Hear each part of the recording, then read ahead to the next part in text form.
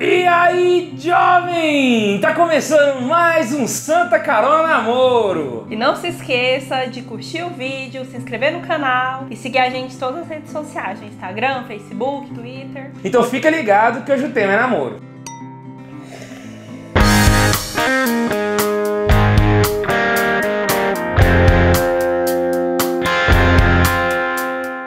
Pois é, reparou que hoje nossa canequinha está diferente? Olha que lindo, gente. Que é isso? Vou mostrar aqui pra vocês. Olha só que gracinha. Tem meu nome demais, também, gente. cara. Olha só. Laísa com Z I.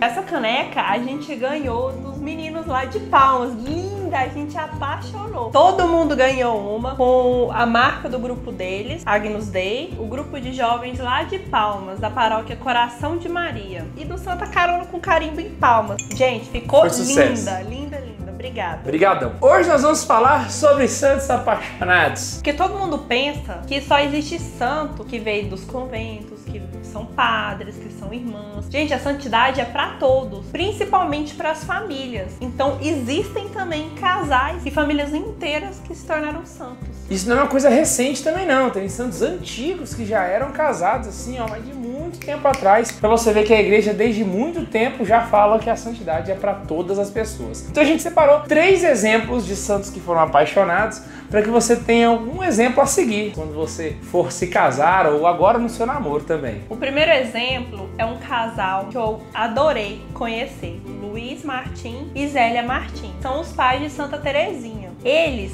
antes de se conhecerem, eles já vinham de uma família muito católica, muito cristã. E eles sempre fiel à Santa Igreja. Inclusive, os dois tentaram vida religiosa. Só que eles perceberam que essa não era a vocação, a verdadeira vocação da vida deles. Então, um belo dia, eles se encontraram, a sogra apresentou os dois. Imagina só sua sogra servir de cupido pra você. Imagina, gente.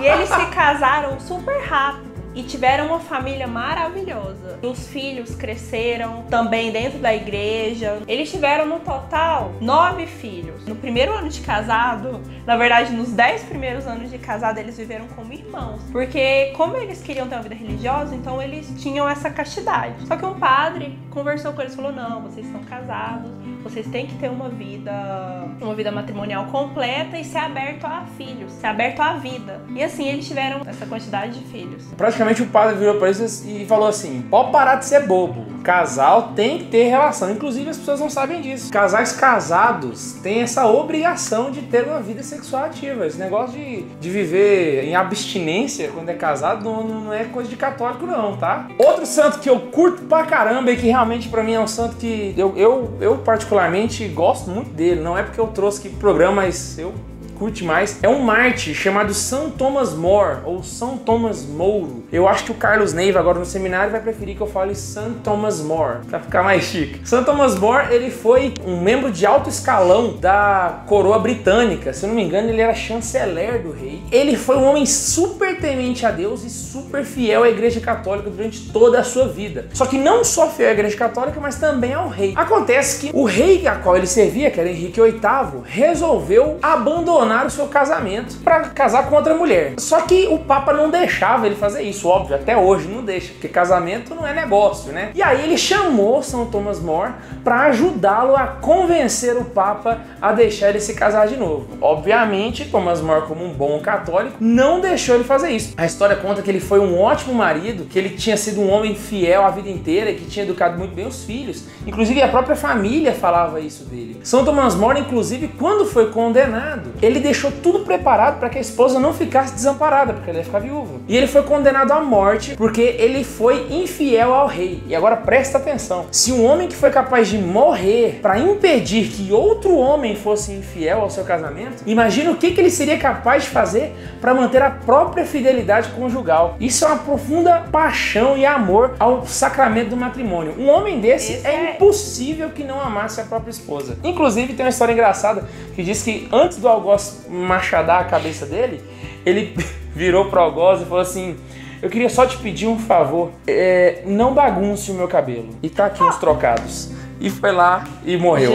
O cara é um lorde. Próximo santo é Santa Rita de Cássia. A história conta que Santa Rita, ela queria ser religiosa, ela queria seguir uma vida religiosa. mas a sua família pediu que ela se casasse com Paulo, certo? Paulo Ferdinando. Eles arranjaram um casamento. Aqueles casamentos arranjados que tinham muito antigamente. E ela sofreu muito no seu casamento, porque ele bebia demais e era um homem muito bruto com ela. Eles viveram juntos por 18 anos e tiveram 2 filhos. Ele só não era bruto, bebia, era bruto com ela, como ele tinha problemas na cidade, né? Relações ele era complicado, intensas. ele era muito complicado. Mas graças a Deus, Santa Rita de Cássia, como sempre, foi muito fiel a Deus. Ela rezava muito pelo seu marido. Durante todo esse período, ela rezou pelo seu marido. E graças a Deus, ele se converteu. Ele, embora tinha se convertido, ele ainda tinha deixado alguns problemas pra trás. Os inimigos dele não tinham se convertido, né? E aí acabou indo atrás dele e matando ele. E os filhos dele também, depois que viram o seu pai morto, eles juraram vingança. E Santa Rita de Cássia orou muito a Deus pedindo para que eles não realizassem essa vingança, para não derramar mais sangue. E graças a Deus ela conseguiu mais essa graça. Os seus filhos não realizaram a vingança, se converteram, mas ficaram muito doentes. E eles também morreram, os 2. Só que no fim da vida deles, eles conseguiram até perdoar o algoz do pai deles. Era um casamento que não foi movido por paixão, foi arranjado. E mesmo assim ela se entregou fielmente a esse casamento. Não somente ser fiel, como ela converteu o marido dela, cara. E ainda converteu os filhos. E foi motivo de graça na vida desse Paulo Ferdinando. Era bem provável que se ela não tivesse casado com ele, talvez ele não morreria em graça igual ele morreu. Pra você ver como é que é a relação de fidelidade, né? Quando alguém se entrega mesmo ao plano de Deus, aquilo que Deus quer, se abre ao sofrimento. Está disposto a sofrer pelo bem, está disposto a sofrer pelo amor maior que é Cristo. Piro, gente, dessas mulheres. E só a título de curiosidade, a gente tem alguns nomes de santos que foram casados, só para vocês pesquisarem e ver que realmente tem muito santo que tiveram vida matrimonial. São Gregório de Nissa, Santa Mônica, mãe de Santo Agostinho, São Luís IX, rei da França, Elizabeth, rainha da Hungria, São Estevão da Hungria, Elizabeth, rainha de Portugal, São Pedro, Santa Brígida da Suécia, São Henrique Bolzano Perpétua de Cartago e São Bartolo Longo. Não esquece de curtir o vídeo se você ainda não curtiu, se inscrever se você ainda não se inscreveu e seguir a gente nas redes sociais. Então a gente se encontra aqui semana que vem. E tchau!